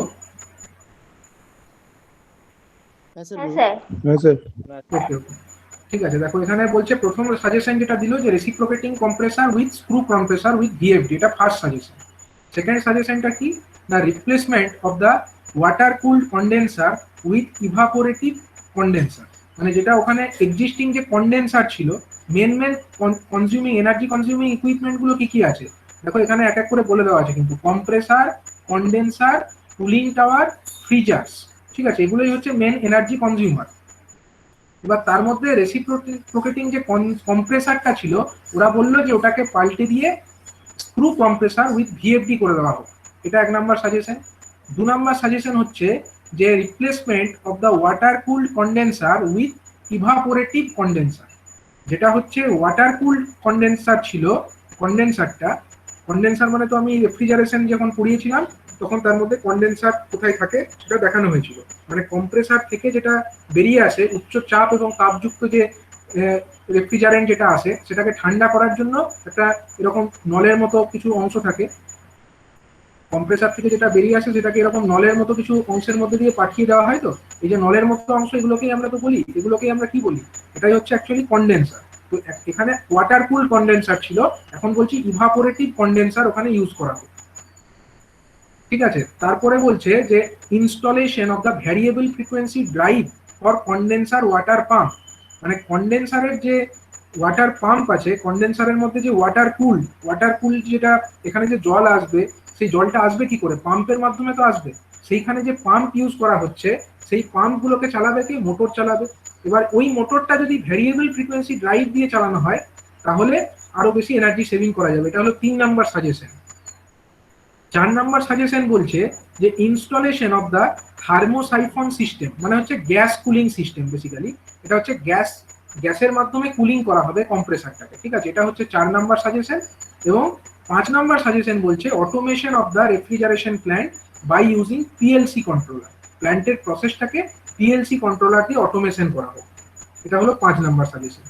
এক এক করে 5টা সাজেশন এখানে সামারি আকারে লিখলো, তারপরে এদের কস্ট বেনিফিট অ্যানালিসিসটাকেও সামারির আকারে লিখেছে। দেখো প্রথম রেকমেন্ডেশন কি ছিল না, replacement of the reciprocating compressor with screw compressor with VFD. যেটা আগে ছিল রেসিপ্রোকেটিং সেটাকে রিপ্লেস করে দাও স্ক্রু কম্প্রেসার এবং তাতে ভিএফডি লাগিয়ে দাও। তাহলে তার জন্য অ্যানুয়াল এনার্জি সেভিং কত হচ্ছে? তার জন্য বলছে এনার্জি সেভিং হচ্ছে 80,811 কেডব্লিউএইচ সেভিং হচ্ছে। এবং এই কেরলে এটা অ্যাভারেজ এটা রেট ধরে নিয়েছে যে বিদ্যুতের যে বিল সেটা অ্যাভারেজ 6 টাকা 23 পয়সা এরকম কিছু একটা ধরেছে। তো যেই হিসাবে এই 80,811 এতটার জন্য যে যতটা এনার্জি মানে যতটা টাকায় সেভিং হচ্ছে সেটা হচ্ছে 5,03,453 টাকা। এত টাকা এক বছরে সেভ হচ্ছে। এবার এই যে রেসিপ্রোকেটিং কম্প্রেসার সেটাকে স্ক্রু কম্প্রেসার উইথ ভিএফডি দিয়ে রিপ্লেস করবার জন্য ইনভেস্টমেন্ট কত করতে হয়েছে না, ইনভেস্টমেন্ট করতে হয়েছে 8,20,000 টাকা। এটা হচ্ছে ইনভেস্টমেন্ট। তাহলে কলমগুলো কি কি আছে, অ্যানুয়াল কত সেভিং হলো, কত সেভিং ইন আইএনআর হলো। প্রথম সেভিংটা হচ্ছে কেডব্লিউএইচ এ, নেক্সট ইনভেস্টমেন্টটা কি ইয়ারে, মানে একটা ইয়ারের তো একটা ইয়ারের ধরে নিল, মানে ওয়ান টাইম ধরে নিয়েছে আর কি। এটাকে 8,20,000 টাকা ধরে নিয়েছে, ঠিক আছে। এবার বলছি ওটাকে বলো। ঠিক আছে, মানে এখানে ওগুলো সব কনসিডার করেনি, ডেপ্রিসিয়েশন বা ওই ফ্যাক্টর গুলোকে এখানে কনসিডার করেনি। এটা জাস্ট সিম্পলি লিখেছে যে 8,20,000 টাকা দিয়ে এটাকে রিপ্লেস করা হয়েছে এবং তার মাধ্যমে বছরে 5,03,000 টাকা করে সেভ হচ্ছে। তাহলে পে ব্যাক কত হবে? এই 8,20,000-কে 5,03,453 দিয়ে ভাগ করে 1.63 মানে 1.63 ইয়ারে টাকাটা উঠে আসবে। 2 নাম্বার যে রেকমেন্ডেশন ছিল সেটা কি ছিল না, replacement of the water cool condenser. 1.63 year কি করে হয়, মানে হিসাব কি করে করে? মানে ওটা হিসাব মানে ওটা কত বছরের হিসাবে করে নাও। 0.63 কে 12 দিয়ে গুণ করো তাহলে মাসের হিসাবে পেয়ে যাবে, বা 365 দিয়ে গুণ করো তাহলে দিনের হিসাবে পেয়ে যাবে, ঠিক আছে। ওটা করে নেওয়া যাবে। নেক্সট হচ্ছে replacement of the water cool condenser with evaporative condenser. তো এটা যদি করা হয় তার জন্য বলছে অ্যানুয়াল এনার্জি সেভ হচ্ছে 49,012 কেডব্লিউএইচ। তো 49,012 জন্য কত টাকা সেভ হচ্ছে বলছে 3,40,145 টাকা সেভ হচ্ছে। আর এই যে ওয়াটার কুল কন্ডেন্সারকে যদি রিপ্লেস করতে হয় ইভাপোরেটিভ কন্ডেন্সার দিয়ে তার জন্য 5 লাখ টাকা লাগছে। তো সেটার পে ব্যাক কত হলো? 5 লাখকে 3,40,145 দিয়ে ভাগ করে যত পাওয়া যায় অর্থাৎ 1.47। নেক্সট বলছে installation of the variable frequency drive for condenser water pump. কন্ডেন্সারের যে ওয়াটার পাম্প আছে তাদের জন্য ভিএফডি ইউজ করতে বলেছে। তো সেটার জন্য বলছে এনার্জি সেভ হচ্ছে 9,461 এত কেডব্লিউএইচ বছরে সেভ হচ্ছে। সেটা টাকার হিসাবে করলে 65,658 টাকা। এবার এই ভিএফডি কিনবার জন্য এবং ইনস্টলেশন চার্জেস নিয়ে কত লাগছে? 1,30,000 টাকা লাগছে। তাহলে এই টাকাটা কতদিনে উঠবে? পে ব্যাক 1,30,000 বাই 65,658 মানে 1.98। নেক্সট বলছে installation of the thermosiphon system, মানে gas cooling system for the compressor. কম্প্রেসারটাকে ঠান্ডা রাখার জন্য একটা সিস্টেমের কথা বলেছে। তো সেইটাতে বলছে অ্যানুয়াল সেভিং কত হচ্ছে? 10,775 কেডব্লিউএইচ। সেটাকে যদি আমরা আইএনআর এ কনভার্ট করি মানে টাকায় কনভার্ট করি তাহলে হয় 74,777 টাকা। এবং এটা করতে খরচ হচ্ছে 2 লাখ টাকা। তাহলে পে ব্যাক পিরিয়ড কত হচ্ছে? 2 লাখ ডিভাইডেড বাই 74,777 মানে হচ্ছে 2.67। এত বছরে এটা টাকাটা উঠে আসবে। এবং লাস্ট যে সাজেশনটা ছিল, হ্যাঁ বলো। যেটা এই 2.67 ইয়ার লাগছে, ধরুন আমি একটা মেশিন কিনে লাগালাম এনার্জি অডিট করে, দিয়ে আবার আমাকে 3 বছরের মধ্যে এনার্জি অডিট করতেই হবে। হ্যাঁ, আর যদি আমার টাকাটাই না ওঠে তাহলে আমি কেন করবো? 2.67 ইয়ার লেগে গেল, যদি মধ্যখানে মেনটেনেন্স হয় তাহলে তো কোম্পানির লস হয়ে যাবে। না, এনার্জি অডিট দেখো 2.67 এর মধ্যেও তো হবে কি না হবে সেটা তো পরের কথা। এগুলো রেকমেন্ড করে এরা দিয়েছে, ঠিক আছে। এনার্জি অডিট টিম এরা সাজেশনগুলো দিয়েছে। এবার তার মধ্যে কোনটা করবে না করবে সেটা তো মানে এদের ব্যাপার, কোম্পানির ব্যাপার। কিন্তু এটা তো নয় যে 3 বছরেই জিনিসটা খারাপ আবার হয়ে তো যাবে। বেশিও লেগে যেতে পারে, 2 পয়েন্টে বেশিও তো কোনো হ্যাঁ মানে হ্যাঁ, দেখো ওখানে আমি আগের দিন যখন ডিসকাস করেছিলাম তখনই বলা হয়েছে যেগুলো 4 বছরের থেকে বেশি হচ্ছে পেব্যাক পিরিয়ড, সেগুলো কিন্তু ইমিডিয়েটলি করা হবে না, সেগুলো কিন্তু স্থগিতই রাখা হবে। যদি 4 বছরের কম হয় সেগুলোকেই ফার্স্টে দেখা হবে, এবং তারও মধ্যে যেগুলো হচ্ছে সব থেকে কম খরচে হয় এবং কোনো টাকা খরচ না করেই হয় সেগুলোকে সবার ফার্স্ট এ ক্যাটাগরি। তারপরে যেগুলো অল্প কিছু টাকা লাগছে এবং হবে কি না হবে সেটা পেব্যাক কতদিনে হবে সেটা নিয়ে একটু ডাউট আছে, সেগুলো বি ক্যাটাগরি। আর যেগুলো হচ্ছে মানে অনেক সময় লাগবে এবং অনেক টাকাও লাগবে, তো সেগুলো হচ্ছে কিন্তু সি ক্যাটাগরি। মানে ক্যাটাগরি ওয়াইজ ডিভিশন আছে, তার মধ্যে যেটা সব থেকে কম সময় হবে সেটাকে অবশ্যই আগে ইমপ্লিমেন্ট করা হবে। ঠিক আছে, 4 বছরের বেশি হলে সেগুলো কিন্তু ইমপ্লিমেন্ট করা হয় জেনারেলি। নেক্সট হচ্ছে কি automation of the refrigeration plant by using PLC. PLC লাগালে বলছে অ্যানুয়াল এত টাকা এত কেডাব্লিউএইচ সেভিং হয় 26,937, এবং তার জন্য টাকার হিসাবে এটা 18,694, সরি 1,86,943 টাকা সেভিং হচ্ছে, এবং ইনভেস্টমেন্ট কত হচ্ছে পিএলসি সিস্টেম লাগাতে 4 লাখ টাকা, এবং পেব্যাক পিরিয়ড তাহলে 4 লাখ ডিভাইডেড বাই 1,86,943 মানে 2.14। এটা হয়ে গেল পার্ট বাই পার্ট রেকমেন্ডেশন যেগুলো এখানে লিখেছিল এগুলোকে এবার কস্ট বেনিফিট। এই অ্যানালিসিসটা হচ্ছে actually cost economy cost benefit analysis summary. ঠিক আছে, সেখানে তাহলে টোটাল কত খরচ হলো, টোটাল কত কেডাব্লিউএইচ বছরে বাঁচলো, এগুলোকে সব যোগ করে এত কেডাব্লিউএইচ বাঁচলো কত না 1,76,996। কত টাকা বাঁচলো 11,70,975 টাকা বাঁচলো। টোটাল ইনভেস্টমেন্ট কত হলো, ওভারঅল টোটাল ইনভেস্টমেন্ট সামারি সাম করে 20,50,000। তার মধ্যে তাহলে পে ব্যাক কত দিনে হচ্ছে 20,50,000কে ভাগ করে দাও 11,70,975 দিয়ে 1.8 বছর, এর মধ্যে পে ব্যাক হয়ে যাবে। এটা এনার্জি অডিট টিম রিপোর্ট করে দিয়েছে, এটা সামারির মধ্যে এগুলো লিখেছে। আরেকটা রেকমেন্ডেশন তারা করেছে যেটা কিনা বলছে যে আইডেন্টিফাইড এনার্জি সেভিং প্রপোজাল, এটাও একটা হচ্ছে। দেখো রিভিশন অফ দ্য টোটালটা বুঝতে পারলাম না। টোটালটা তো এইগুলো যোগ করেছে, মানে এক একটা কলমকে দেখো এই কলম ওয়াইজ যেগুলো মানে ভুল হচ্ছে। হ্যাঁ যোগ করেছে, কিন্তু এদের তো প্রতিটা জিনিস তো পেব্যাক গুলো আলাদা আলাদা বছর আছে, তাহলে টোটাল যে বছরটা হলো ওটা কিভাবে হলো, মানে একটা তো 2 পয়েন্ট। এটা দেখো এটা কোনো ফিজিক্যাল কোনো মিনিং নেই, ফিজিক্যাল কোনো মিনিং নেই, কিন্তু এনার্জি অডিট টিম যারা আছে তারা তো অডিটটা করেছে, এবার তাদের তো একটা দায়িত্বের মধ্যে পড়ে যে তারা কত টাকা টোটাল বাঁচানোর জন্য মানে সাজেশন দিতে পেরেছে। তাদের তো একটা ওভারঅল পারফরমেন্স দেখতে হবে, যে ওরা বললো যে আমরা আপনাদের সব মিলিয়ে বছরে 1,70,000 টাকা বাঁচানোর ব্যবস্থা করে দিতে পারবো, কিন্তু তার জন্য আপনাকে ইনভেস্ট করতে হবে এত টাকা। তাহলে তো কোম্পানির মালিক জানতেই চাইবে যে আমি এত লাখ টাকা ইনভেস্ট করবো কতদিনে পে ব্যাক হবে, তো সেই হিসাবটা করতেই হবে না ওকে। মানে ওভারঅল যদি কেউ জানতে চায়, এক কথায় যদি জানতে চাই যে আমি যে এনার্জি অডিট করলে তার পে ব্যাক পিরিয়ড কত, ওভারঅল বলতে গেলে একটা ওভারঅল হিসাব করাই যায়, এটা এইভাবে করেছে। আরেকটা বলছে যে মানে আরেকটা রেকমেন্ডেশন তারা করেছে যে revision of the contractual demand and reduction of the KVA charges payable to the electricity board. ঠিক আছে, ইলেকট্রিসিটি বোর্ড একটা কেভিএ এর ওপর একটা চার্জ নেয়। ঠিক আছে, যেমন ওয়েস্ট বেঙ্গলে আমি বলেছিলাম যে বাল্ক কনজিউমারের ক্ষেত্রে 270 টাকা করে নেয় পার কেভিএ, 270 রুপিস 270 পার কেভিএ পার মান্থ। ঠিক আছে, পার মান্থে পার কেভিএ এর জন্য 270 টাকা করে নেয়। ঠিক আছে, এবার যদি সে কন্ট্রাকচুয়াল ডিমান্ডটা তার যদি বেশি হয়, মানে যা ডিমান্ড আছে কন্ট্রাকচুয়াল ডিমান্ড যা তার আছে তার থেকে যদি সে বেশি কনজিউম করে না, তার কাছে কিন্তু ফাইন নেওয়া হয়। মানে যদি ধরো কোনো কনজিউমার 125 কেভি এর ডিমান্ড অ্যাপ্লাই করলো কিন্তু প্র্যাকটিক্যালি সে করলো 170, তার কাছে কিন্তু এই 50 যে মানে 170 মাইনাস 125 কত হচ্ছে, এই যে 45 কেভিএ তারা এক্সট্রা টানছে তার জন্য কিন্তু ভালো রকম তার কাছে একটা পেনাল্টি নেওয়া হবে। ঠিক আছে, সেই পেনাল্টি চার্জটা দিতে হচ্ছিল এদেরকে, হয়তো এরা অ্যানালিসিস করে দেখেছে। এরা যে সাজেশনটা একটা সহজ সাজেশন দিয়েছে, বলছে যে ইলেকট্রিসিটি বোর্ডকে বলে যে কন্ট্রাকচুয়াল ডিমান্ড যেটা আছে ওটাকে রিভিশন করে নেওয়া হবে, 125 থেকে ওটাকে বাড়িয়ে দেওয়া হবে, এবং সেটা বাড়ানোর জন্য বলছে অ্যানুয়াল কত টাকা সেভিং হবে, ওই হিসাবটা তারা পেয়েছে 66,600 টাকা করে সেভিং হবে, কিন্তু কোনো ইনভেস্টমেন্ট হবে না এরা লিখেছে। যদিও এটা প্র্যাকটিক্যালি একদম ঠিক বলা চলে না, কারণ কন্ট্রাকচুয়াল ডিমান্ড যদি রিভিশন করতে হয় তার জন্য কিন্তু একটা কোটেশন ফি জমা দিতে হয়, এই কোটেশনের টাকাটা জমা দিতে হয়। এবার টাকাটা ফেরত পাওয়া যায়, ফেরত কবে পাওয়া যায়, যখন কানেকশন সে সারেন্ডার করে দেবে তখন সেই কোটেশনের টাকাটা তারা ফেরত পাবে, সেই হিসাবে এটাকে ইনভেস্টমেন্ট জিরো লিখেছে। যদিও যে কোটেশনের টাকাটা তাকে জমা রাখতে হচ্ছে, তো সেটা তো প্র্যাকটিক্যালি সে যদি ব্যাংকে রাখতো বা অন্য কোনো জায়গায় ইনভেস্ট করতো তাহলে সে রিটার্ন পেতো, কিন্তু কোটেশন হিসাবে জমা রাখলে কিন্তু রিটার্নটা পাবে না, সেইটা একটু কনসিডার করা উচিত ছিল যদিও এখানে। যাই হোক, এটাকে ধরেছে ইনভেস্টমেন্টটা জিরো ধরেছে, কোনো টাকা লাগছে না, কিন্তু অ্যানুয়াল 66,600 টাকা করে বেঁচে যাচ্ছে কন্ট্রাকচুয়াল ডিমান্ডটাকে রিভিশন করার জন্য। তো এতদূর পর্যন্ত আমরা দেখলাম, এটা হচ্ছে বেসিক্যালি সামারি পার্ট। সামারির পরে চলে আসবে অবজেক্টিভ।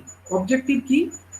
এনার্জি অডিট টিমের অবজেক্টিভটা কি হয়? সবসময় হচ্ছে টেকনোলজিক্যাল ইন্টারভেনশন, মানে টেকনোলজি আরো কিছু ইমপ্রুভ করা যায় কিনা সেইটা। 2 নাম্বার হচ্ছে কি implementation of EE measures and project in clusters, মানে হচ্ছে কি এনার্জি এফিসিয়েন্সি মেজার সেগুলোকে ইমপ্লিমেন্ট করা যায় কিনা। And capacity building for improved financial planning of the SME entrepreneurs, মানে হচ্ছে ক্যাপাসিটি বিল্ডিং মানে improve financial improve financial planning মানে হচ্ছে তাদের যে অর্থনৈতিক যে পরিকল্পনাগুলো আছে। এসএমই মানে হচ্ছে স্মল অ্যান্ড মিডিয়াম এন্টিটি, মানে এইটা যেগুলো স্মল ইন্ডাস্ট্রি বা মিডিয়াম স্কেল ইন্ডাস্ট্রি, সেই সমস্ত এন্টারপ্রাইজগুলোর যাতে ব্যালেন্স শিট আরো বেটার হয়। ব্যালেন্স শিট বেটার হয় মানে হচ্ছে ফিনান্সিয়ালি যাতে তারা গ্রো করতে পারে, সেই সংক্রান্ত একটা রূপরেখা দেওয়াটা হচ্ছে এই অবজেক্টিভ। এটা হচ্ছে কিন্তু এনার্জি অডিটের অন্যতম একটা অবজেক্টিভ। তাহলে প্রথমে হচ্ছে টেকনোলজিক্যালি কিছু ইনভেনশন করা, দ্বিতীয়ত হচ্ছে এনার্জি এফিসিয়েন্সি মেজারটাকে ইমপ্লিমেন্ট করা, এবং তারই সাথে সাথে তাদের হচ্ছে ফিনান্সিয়াল প্ল্যানিংটাকেও আরো ইমপ্রুভ করা। এগুলো হচ্ছে মেনলি অবজেক্টিভ, এগুলো নিয়ে একটু ডিটেলসে লেখা হয়েছে এখানে। তারপরে যেটা টপিকটাই চলে আসবে, তারপরে দেখো এখানে যে সূচিপত্র আমরা দেখছিলাম, সেখানে প্রথমে কি ছিল? প্রথমে ছিল সামারি হয়ে গেল, সামারির পরে অবজেক্টিভ হয়ে গেল। এবার হচ্ছে ব্রিফ অ্যাবাউট দ্য ইউনিট, মানে প্ল্যান্টের ব্যাপারে বা যে প্ল্যান্ট যে জায়গাতে অডিটটা করতে এসছে সেখানের একটা সংক্ষিপ্ত একটু বিবরণ সেখানে দিতে হবে। ব্রিফ অ্যাবাউট দ্য ইউনিট, এখানে কি লিখছে? প্ল্যান্টের নাম হচ্ছে এলজি সি ফুড, ঠিক আছে। এটা কবে স্থাপিত হয়েছিল? ঠিক আছে, কোম্পানিটা ধরো 1988 সালে এটা এস্টাবলিশ হয়েছিল। এবং এটা কি কাজ করে দেখো কি বলছে। LG C food, one of the first few company in the country which pioneered into the export of the live sea foods, মানে সামুদ্রিক খাবার দাবার এগুলোকে এরা এক্সপোর্ট করে, বাইরে পাঠায় এক্সপোর্ট করে। এবং এলজি সি ফুড এটা হচ্ছে best live sea food exporter হয়েছিল। এইসব মানে কোম্পানির যদি কোনো অ্যাচিভমেন্ট থাকে সেগুলো লিখেছে, এবং কোথায় অবস্থিত, মানে located in the major fishing port in Kochi. The production facility are centrally placed in relation to fishing fleet and fishing grounds for fast and secure procurement of raw material and quick and easy shipment of the finished products, মানে কোথায় এটা আছে, কোন জায়গায় অবস্থিত, এই ব্যাপারে একটু ডিসক্রিপশন দিল। নেক্সট হচ্ছে টেকনোলজি কি কি আছে, মেন টপিক এখনই শুরু হচ্ছে। এতক্ষণ পর্যন্ত তো মানে এগুলো ছিল বেসিক, মানে এগুলো হিস্টোরিক্যাল ডেটা বা এগুলো হচ্ছে তোমার মানে ব্রিফ অফ দ্য প্ল্যান্ট, যেগুলো হচ্ছে ইজিলি অ্যাভেলেবল। এর পরের যে পার্টটা সেটা কিন্তু ইজিলি অ্যাভেলেবল না, এগুলো প্ল্যান্টে গিয়ে ভিজিট করে বার করতে হবে। মানে এখানে কি কি টেকনোলজি ইউজ করা হচ্ছে। প্রথমে বলছে কম্প্রেসার। এখানে আগে কি কম্প্রেসার ছিল না, এখানে হচ্ছে রেসিপ্রোকেটিং কম্প্রেসার এখানে লাগানো ছিল, used in the chilling unit, মানে এখানে ঠান্ডা করার জন্য। চিলিং ইউনিট মানে যেখানে ঠান্ডা করা হয়, সেই চিলিং ইউনিটে এখানে যে কম্প্রেসার ব্যবহার করা হয়েছে, এখানে ছিল হচ্ছে রেসিপ্রোকেটিং টাইপ কম্প্রেসার, ঠিক আছে। এবং সেই যে রেসিপ্রোকেটিং টাইপ কম্প্রেসার, সেটার হচ্ছে পারফরমেন্স ইভালুয়েশন সেটাকে রেগুলারলি করা উচিত, এবং তার হচ্ছে পারফরমেন্স নোট ডাউন করা উচিত, আর কি রেগুলারলি এটা পারফরমেন্স ইভালুয়েট করা উচিত এবং সেটাকে মনিটর করা উচিত। এটা একটা সাজেশন দিয়েছে। তারপরে নেক্সট যেটা কম্পোনেন্ট আছে সেটা হচ্ছে কন্ডেন্সার। কন্ডেন্সার এখানে কি ধরনের কন্ডেন্সার ছিল না, ওয়াটার কুল কন্ডেন্সার এখানে লাগানো ছিল। ওয়াটার কুল কন্ডেন্সার এটা হচ্ছে এইচভিএসি, মানে হচ্ছে heating, ventilation and air conditioning system. সেই এইচভিএসি সিস্টেমে এখানে কুল্যান্ট হিসাবে কুল অ্যামোনিয়া ব্যবহার করা হয়েছে, এবং কুল্যান্ট মানে ওয়াটার কুল যে কন্ডেন্সারটা এখানে ইউজ করা হয়েছে সেটা হচ্ছে ওয়াটার কুল, ঠিক আছে। নেক্সট কি বলছে, এগুলো সব ছবি এখানে অ্যাটাচ করেছে, যে কন্ডেন্সারের ছবি, তার আগে ছিল হচ্ছে কম্প্রেসারের ছবিটা এখানে দিয়েছে। নেক্সট হচ্ছে ফ্রিজার। বলছে যে এখানে হচ্ছে প্লেট ফ্রিজার আর হচ্ছে ব্লাস্ট ফ্রিজার, দু রকম টাইপের এখানে ফ্রিজার আছে, দুটো ফ্রিজার। এবং প্লেট ফ্রিজার কি, ব্লাস্ট ফ্রিজার কি, সেটার ডেসক্রিপশন এখানে লিখেছে। মানে প্ল্যান্টের বেসিক যেগুলো এনার্জি কনজিউমিং ইকুইপমেন্ট সেগুলোর একটু সংক্ষিপ্ত বিবরণ এখানে দিয়েছে। অ্যান্ড আদার ইকুইপমেন্টস, এগুলো ছাড়াও আরো কিছু ইকুইপমেন্টস আছে সেগুলো এখানে লিখলো। মানে এগুলো কিন্তু বেসিক্যালি প্ল্যান্টে ভিজিট করে এবং প্ল্যান্টে যারা অপারেটর বা যারা পার্সোনেল আছে তাদের সঙ্গে কথাবার্তার মাধ্যমে এই ধারণাগুলো পাওয়া যাবে এবং সেই সাপেক্ষে এই একটা ছকের আকারে এরা লিখে ফেললো যে কি কি মেজর এনার্জি কনজিউমিং ইকুইপমেন্টস আছে।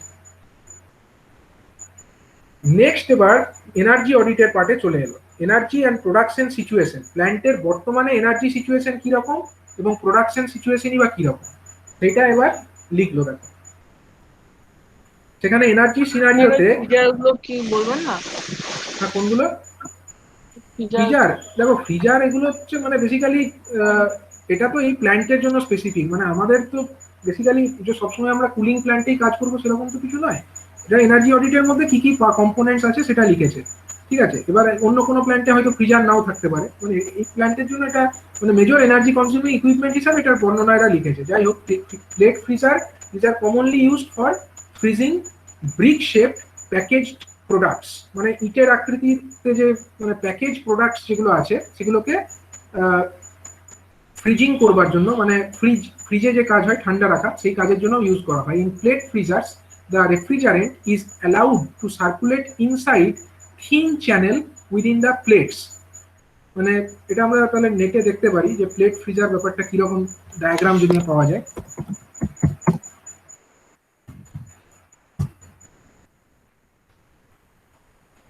প্লেট ফ্রিজার দেখো এখানে ছবিতে যেটা আছে,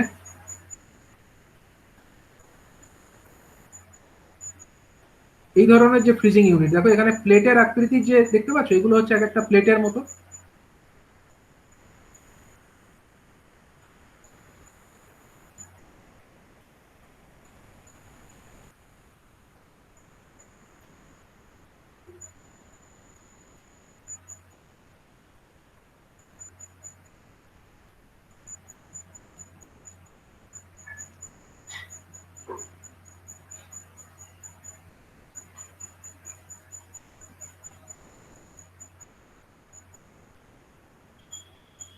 এই ধরনের ফ্রিজারকে বলছে প্লেট ফ্রিজার, যেখানে হচ্ছে এক একটা প্লেটের মতো আকৃতিতে এরকম ভাবে রেফ্রিজারেন্টটা এগুলোর মধ্যে দিয়ে পাস করছে, ঠিক আছে।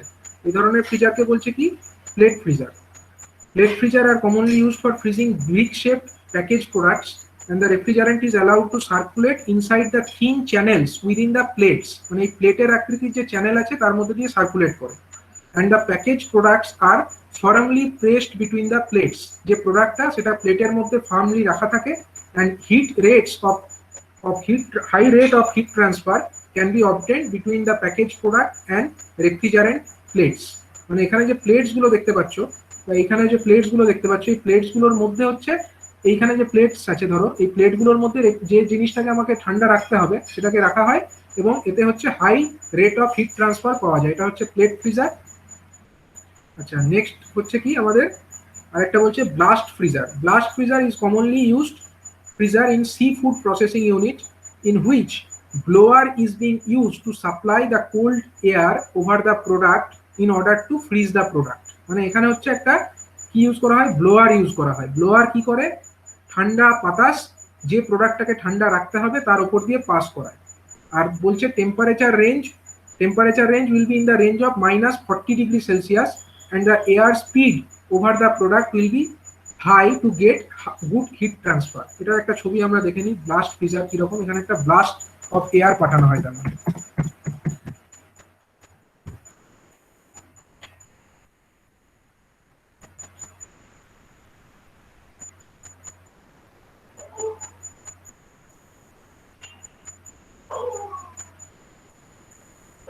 এখানে ব্লোয়ার ইউজ করা হয় বলছে, মানে এখানে যে ছবিতে আমরা দেখতে পাচ্ছি এই যে ইউনিটস গুলো এগুলো বেসিক্যালি ব্লোয়ার। এগুলো হচ্ছে ঠান্ডা বাতাস সেগুলো সাপ্লাই করবে। এই ব্লোয়ার গুলো ঠান্ডা বাতাস সাপ্লাই করবে, যে ঠান্ডা বাতাস সাপ্লাই করার জন্য এখানে যে প্রোডাক্টস গুলো রাখা থাকবে সেই প্রোডাক্টস গুলো ঠান্ডা থাকবে।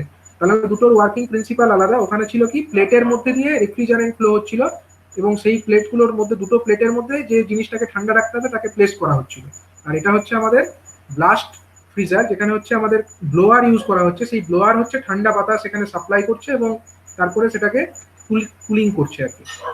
এবং এখানে -40 ডিগ্রি সেলসিয়াস টেম্পারেচার পাওয়া যায়। বেসিক্যালি ধরো এই যে ফ্রিজার বা এই পার্টস গুলো এগুলো হচ্ছে মেকানিক্যাল কম্পোনেন্টস, ঠিক আছে। মেকানিক্যাল ইঞ্জিনিয়ারিং এগুলো ডিটেলসে হয়তো পড়বে। তো বেসিক্যালি মানে আমাদের যেটা মেন ব্যাপার যে আমরা এগুলোকে কি হিসাবে দেখবো, এগুলো হচ্ছে আমাদের কাছে এক একটা এনার্জি কনজিউমিং ইকুইপমেন্ট, সে কত এনার্জি কনজিউম করছে এবং সেই এনার্জি কনজামশনটা কিভাবে কম করা যায় বা আদৌ করা যায় কিনা সে ব্যাপারে কিছু সাজেশনস নেওয়া, সেটাই হচ্ছে আমাদের মেন কাজ। তো ঠিক আছে, এখানে আমরা ফ্রিজার সম্পর্কে জানতে পারবো, ডিটেলসে যদি পড়তে যাও নেটে দেখতে পারো। তো মেন এনার্জি কনজিউমিং ইকুইপমেন্টস এগুলো কথা বলা হলো, যে প্রথম হচ্ছে কম্প্রেসার, দেন কন্ডেন্সার, তারপরে হচ্ছে ফ্রিজার অ্যান্ড আদার ইকুইপমেন্ট যদি কিছু থাকে এনার্জি কনজিউমিং। তো এবারে মেন এনার্জি অডিট পার্টের মধ্যে দেখো এখানে একটা ছক বানিয়েছে। এই ছকটা কি, এখানে দেখো সিরিয়াল মানে গত এক বছরের ডেটা, হয়তো এনার্জি অডিটটা কবে জমা দিয়েছিল রিপোর্টটা, ফার্স্টে মনে করে দেখো মে 2016-তে জমা দিয়েছিল।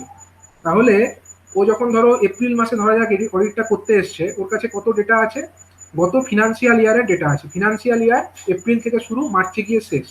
তাহলে গত ফিনান্সিয়াল ইয়ার মানে 2015-2016, এই ফিনান্সিয়াল ইয়ারের এপ্রিল মাস থেকে শুরু করে পরের বছর অর্থাৎ 2016 মার্চ মাস পর্যন্ত, এই এক বছরের মধ্যে তার প্রত্যেক মাসে কত কেডব্লিউএইচ খরচ হয়েছে, কত কেভিএএইচ খরচ হয়েছে, কত পাওয়ার ফ্যাক্টর অ্যাভারেজ ছিল, কত বিল এসছে এবং তাকে কত টাকা পেনাল্টি দিতে হয়েছে বেশি কনজামশন করার জন্য, এবং তার পার ইউনিটের কস্ট কত এসছে। ঠিক আছে, এইটার একটা তালিকা করেছে দেখো।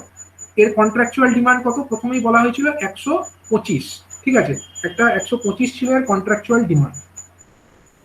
এবার 125 সেই মাসে সে 22,416 এত কেডব্লিউএইচ কনজিউম করেছে, পাওয়ার ফ্যাক্টর 0.99 ছিল। এবার ধরে নিচ্ছে পার ইউনিটের দাম নিয়েছে তখন 6 টাকা 76 পয়সা। তাহলে এই 22,416-কে 6 টাকা 76 পয়সা দিয়ে গুণ করে এই বিলটা পেয়ে যাবে 1,51,590 টাকা। এইটা হচ্ছে তার বিল এসছে। এবং তাকে পেনাল্টি কত দিতে হয়েছে, তার হচ্ছে কোনো একটা পার্টিকুলার সময় হচ্ছে সে কেভিএ ডিমান্ড ম্যাচ,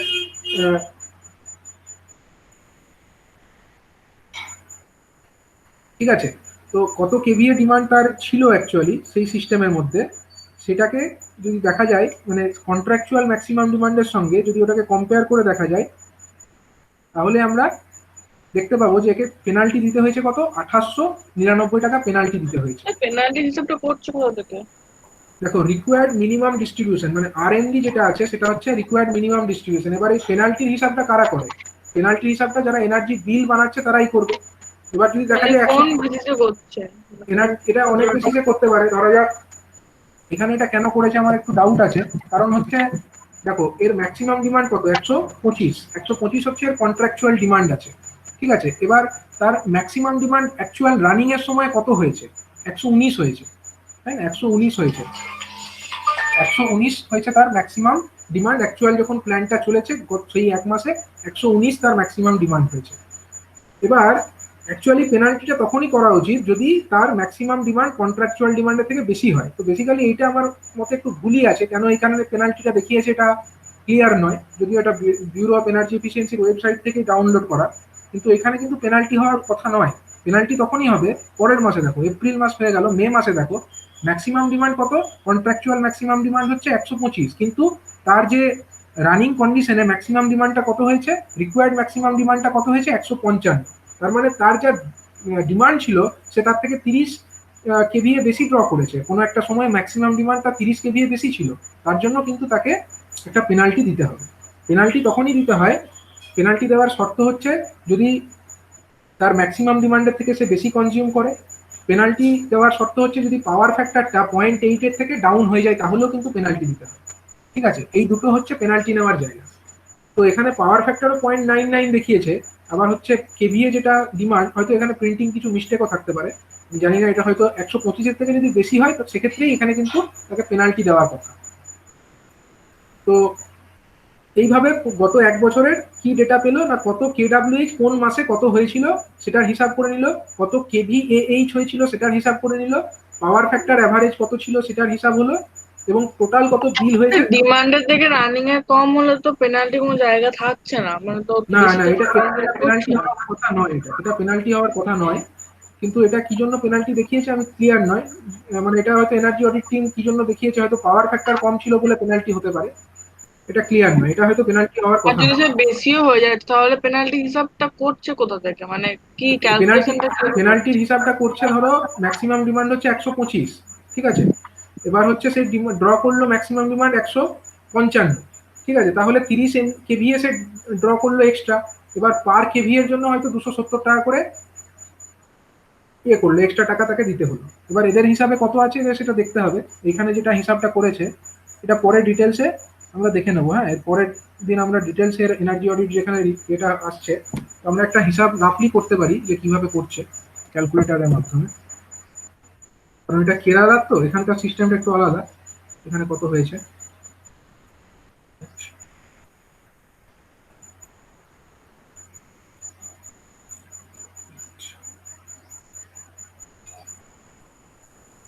এখানে কত পেনাল্টি নেওয়া হয়েছে তার কাছে, ধরো এই মাসে 155 হচ্ছে তার রানিং ম্যাক্সিমাম, আর এটা হচ্ছে রানিং কন্ডিশনে ম্যাক্সিমাম হচ্ছে 155, আর এটা ছিল 125, এবং তার কাছ থেকে পিএফ ইনসেন্টিভ আর পেনাল্টি দুটো মিলিয়ে কত হয়েছে 3172। কিন্তু অ্যাকচুয়ালি এই হিসাবটা আমরা পাবো না, মানে এক্স্যাক্টলি এই হিসাবটা পাবো না। রাফলি আমরা বলতে পারি ধরো 1 কেভি এর জন্য 270 টাকা, তাহলে 30 কেভি এর জন্য কত হবে 8100 টাকা তার পেনাল্টি লাগার কথা, 8100 টাকা। এদের এই জায়গাতে অন্য হতে পারে, অন্য রেট হতে পারে কেরলে, এখানে হয়তো 100 কত টাকা আছে আমরা দেখবো ডিটেলসে করে। কিন্তু এখানে কিন্তু ইনসেন্টিভও ধরা আছে, মানে ইনসেন্টিভ আর পেনাল্টি, ইনসেন্টিভটা সে টাকা পাচ্ছে, এক্সট্রা বেনিফিট পাচ্ছে, আর পেনাল্টিটা তার কাছ থেকে এক্সট্রা টাকা নেওয়া হচ্ছে। ইনসেন্টিভটা কেন পাবে? ইনসেন্টিভ এই কারণেই পাবে যেহেতু সে পাওয়ার ফ্যাক্টরটা 0.99 রেখেছে। আমাদের ওয়েস্ট বেঙ্গলের যে ট্যারিফ সিস্টেমটা আমি দেখিয়েছিলাম সেখানে পাওয়ার ফ্যাক্টর যদি কত রাখা হয় 0.92 থেকে যদি বেশি রাখতে পারে তাহলেই তাকে ইনসেন্টিভ দেওয়া হয়, পার কেডাব্লিউএইচ একটা সার্টেন অ্যামাউন্ট তাকে ইনসেন্টিভ দেওয়া হয়। ঠিক সেরকম ভাবে এখানেও নিশ্চয়ই একটা সিস্টেম আছে যে তার যা পাওয়ার ফ্যাক্টর সেটা যদি 0.92 এর থেকে বেশি হয় তার জন্য একটা সে ইনসেন্টিভ পাবে। কিন্তু ম্যাক্সিমাম ডিমান্ড যেটা আছে সেটার থেকে, সেটা যদি কন্ট্রাকচুয়াল ডিমান্ডের থেকে, কন্ট্রাকচুয়াল ম্যাক্সিমাম ডিমান্ডের থেকে বেশি হয় তার জন্য একটা পেনাল্টিও খাবে। তার মানে যেটা আলটিমেটলি তাকে পেনাল্টিটা কত হবে, আলটিমেটলি এটা যদি মাইনাস হয় একটা প্লাসও তো হবে, মানে ইনসেন্টিভের জন্য তার একটা প্লাসও হবে। ইনসেন্টিভের জন্য ধরো সে সাপোজ ইনসেন্টিভ জন্য সে সাপোজ 100 টাকা ইনসেন্টিভ পেলো, আর হয়তো পেনাল্টির জন্য তাকে 400 টাকা পেনাল্টি দিতে হলো, তাহলে ওভারঅল যেটা হবে ওভারঅল হয়তো -300 টাকা হবে। ঠিক এরকম হবে। ঠিক আছে, একটা কারণে সে ইনসেন্টিভ পাচ্ছে পাওয়ার ফ্যাক্টর ভালো রাখার জন্য, কিন্তু ম্যাক্সিমাম ডিমান্ড বেশি রাখার জন্য সে আবার ইনসেন্টিভ তাকে পেনাল্টি দিতে হচ্ছে, তার মানে ওভারঅল তাকে পেনাল্টি দিতে হচ্ছে -300 টাকা, এরকম হিসাবটা। তো এবার রেটটা কোথায় কত আছে সেটা রাজ্য বিশেষে ডিফার করে। ওয়েস্ট বেঙ্গলের ক্ষেত্রে হচ্ছে 270 টাকা পার কেভিএ পার মান্থ। ঠিক আছে, এবার এটা কেরলের ক্ষেত্রে হয়তো রেটটা ডিফারেন্ট। এরকম ভাবে এটার গত 1 বছরের যে টোটাল এনার্জি কনজাম্পশন এইভাবে হিসাব করবে। ঠিক আছে, এই ডেটাগুলো তো পেয়ে যাবে, কারণ এই ডেটাগুলো সবাই রেজিস্টারে মেনটেন করে, প্রত্যেকটা সাবস্টেশনে বা প্রত্যেকটা প্ল্যান্টে এগুলো একটা রেজিস্টার বা একটা খাতাতে মেনটেন করা হয়। তো সেখান থেকে এই সমস্ত ডেটাগুলো নিয়ে তারা এইরকম একটা রিপোর্ট বানিয়ে ফেলতে পারবে। এটা হলো এনার্জি ডেটা গত 1 বছরে। ঠিক আছে, এরপরে যে ডিটেলস গুলো সেগুলো আমরা পরের দিন ডিসকাস করব। ঠিক আছে, বলো কিছু ডাউট আছে কারোর?